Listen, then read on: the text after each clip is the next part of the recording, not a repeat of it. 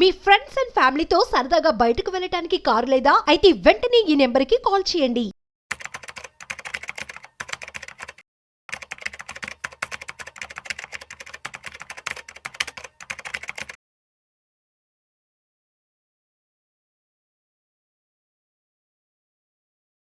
నమస్తే, నేను జీవి సత్యనారాయణ.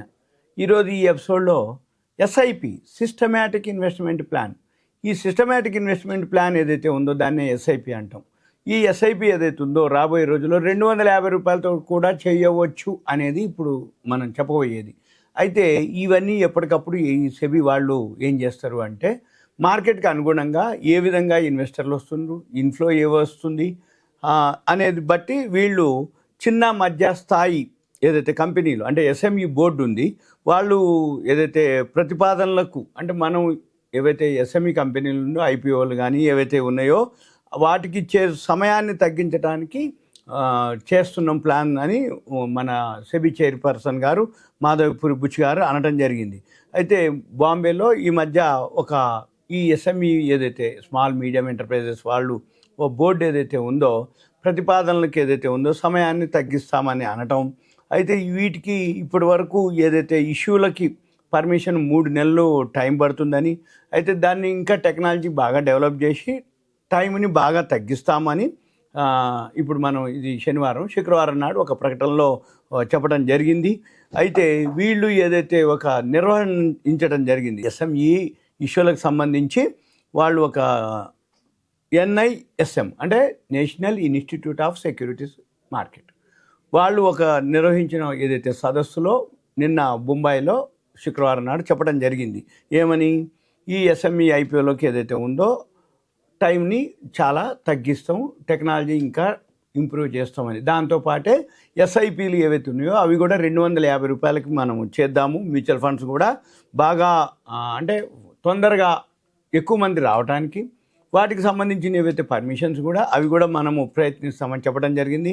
అయితే మనం ఇంకా రాబోయే రోజుల్లో మళ్ళీ నెక్స్ట్ ఎపిసోడ్లో చెప్తాం, అది అమలు కాలేదు ఇంకా, అవుతుంది. అయినప్పుడు మీకు మళ్ళీ అంటే 250 రూపాయలతోటే మనము సిప్ని స్టార్ట్ చేయొచ్చు. సిప్ అంటే ఇది సిస్టమేటిక్ అంటే కొత్తగా ఎవరైతే షేర్ మార్కెట్లోకి వస్తారో, అంటే జనరల్గా ఎప్పుడో అయితే అంటే చిన్న ఏజ్లో కనుక మొదలు పెడితే, తక్కువ అమౌంట్ తోటి కనుక మొదలు పెడితే, అంటే 250 తోటి మొదలు పెడితే రిస్క్ తక్కువ ఉంటుంది, రిటర్న్స్ కూడా తక్కువ ఉంటుంది. కానీ వాళ్ళకు ఒక అవగాహన వస్తుంది. తర్వాత రాను దాన్ని పెంచటం, అది ఎలా అవుతుంది అనేది అవగాహన వచ్చినాక, ఎక్స్పీరియన్స్ వచ్చినాక అప్పుడు వాళ్ళు పెంచుకుంటూ పోవచ్చు. అందుకనే మొట్టమొదట ఇప్పుడు ఏదైతే ఉందో దాన్ని 250 రూపాయల నుంచి స్టార్ట్ చేస్తున్నారు అనమాట. అది చేస్తున్నాం అనేది. అయితే పోయిన సంవత్సరం అంటే ఈ ఫైనాన్షియల్ ఇయర్లో ఇప్పటి వరకు 14.27 లక్షల కోట్లు రావడం జరిగింది. అది మన షేర్ మార్కెట్లోకి 2023-24 తోటి పోలిస్తే అంటే అప్పుడు 11.8 లక్షల కోట్లు ఉన్నాయి. ఇది 21% ఎక్స్ట్రా వచ్చింది అంటే ఈ ఫైనాన్షియల్ ఇయర్లో. అయితే ఈ 9 నెలల్లోనే 3.3 లక్షల కోట్లు డెట్ నుంచి 7.3 లక్షల కోట్లు. డెట్ అంటే ఏంటిది అంటే గవర్నమెంట్ సెక్యూరిటీస్లో పెడతారు, సేఫ్టీ ఎక్కువ ఉంటుంది, సెక్యూరిటీ ఎక్కువ ఉంటుంది. ఈ బ్యాంకులు, ఫిక్స్డ్ డిపాజిట్లు, పోస్టలు, ప్రావిడెంట్ ఫండ్ కంటే కొంచెం ఎక్కువ వస్తుంది డెట్, దాన్ని అంటారు అనమాట. దాంట్లో 7.3 లక్షల కోట్లు రావడం జరిగింది. మొత్తం మీద 10.7 లక్షల కోట్లు జమ అయినాయి అనమాట, అంటే సమీకరించడం జరిగింది. ఏది మ్యూచువల్ ఫండ్ ఆర్గనైజేషన్లు. అయితే జనవరి మార్చి ఈ ఫైనాన్షియల్ ఇయర్ తీసుకుంటే ఈ సంవత్సరం ఈక్విటీ డెట్ కలిసి 14.27 లక్షల కోట్లకు రావచ్చు అనేది ఒక అంచనా వేయటం జరిగింది.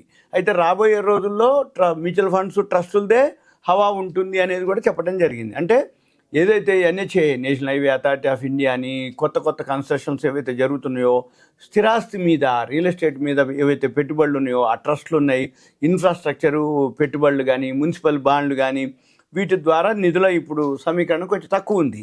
అయితే ఏప్రిల్-డిసెంబర్లో 10,000 కోట్లకు పైగా రావడం జరిగింది. అయితే వచ్చే దశాబ్దంలో ఈక్విటీ కానీ డెట్తో కానీ పోలిస్తే ఇది ఎక్కువ అవుతుంది అనేది ఒక అంచనా వేయడం జరిగింది. మళ్ళీ వీటితో పాటు ఇప్పుడు అపరాధ రుసుములు అంటే లేటు పెనాల్టీలు అనమాట, అవి చెల్లింపులు కనుక ఆలస్యమైతే దానిపై విధించే వడ్డీ కూడా మినహాయింపు ఇచ్చే ప్రక్రియలో సెబీ ముందుకు రావడం జరిగింది. అయితే దీని కింద ఏం జరుగుతుంది, ఎవరైతే దరఖాస్తుదారు ఉందో మినహాయింపు కానీ అంటే ఎగ్జిబిషన్స్ కానీ తగ్గింపు కానీ ఏవైతే రికవరీ ఆఫీసర్లుకి అంటే వాళ్ళు ఏదైతే ఎగ్జిబిషన్స్ కానీ ఏదైతే డిస్కౌంట్లు కానీ వేవ్ చేయాల్సినవి కానీ ఏమన్నా ఉంటే వాళ్ళు సంబంధిత రికవరీ ఆఫీసర్లకి సమర్పించినట్లయితే వాళ్ళు ఇన్కమ్ ట్యాక్స్ 1961 సెక్షన్ 220(2)(a)లో అర్హతలను బట్టి వాళ్ళు ఆ పత్రాలని జడ్జ్ చేయాల్సి ఉంటుందన్నమాట. అది చెప్పడం జరిగింది. అయితే ఈ చిన్న కంపెనీలు ఏవైతే రుణంగా తీసుకున్నటువంటి నిధులు ఉన్నాయో వాళ్ళు ఎలా వినియోగిస్తున్నారు దాని మీద నిఘా ఉంచడానికి మార్కెట్ ఇన్ఫ్రాస్ట్రక్చర్ ఇన్స్టిట్యూషన్ కూడా ఏర్పాటు చేయాలని ఎస్బీఐ చైర్మన్ చల్లా శ్రీనివాసులు శెట్టి గారు కూడా ఒక అభిప్రాయపడ్డాడు. అంటే ఏంది, వీళ్ళు ఎవరైతే లోన్స్ తీసుకుంటారో దాని మీద ఒక నిఘా ఉండాలి.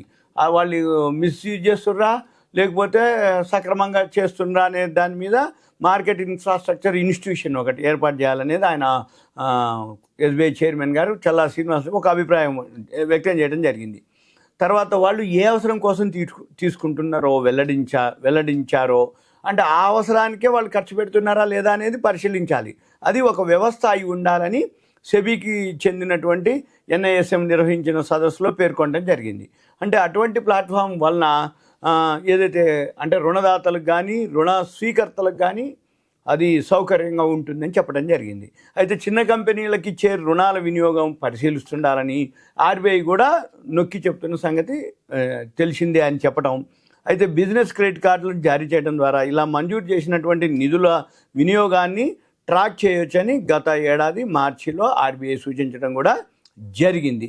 ఇదంతా కూడా ఇప్పుడు అంటే లేటెస్ట్ న్యూస్ ఇదంతా ఇప్పుడు ఒకటే, మనం షేర్ మార్కెట్లో ఎప్పుడైతే ఉంటామో షేర్ మార్కెట్ సంబంధించినటువంటి లేటెస్ట్ ఇన్ఫర్మేషన్స్ మీరు ఎప్పటికప్పుడు వింటూ ఉండాలి, అబ్జర్వ్ చేస్తూ ఉండాలి, పేపర్లు మ్యాగజైన్స్ చూస్తూ ఉండాలి, చదువుతూ ఉండాలి.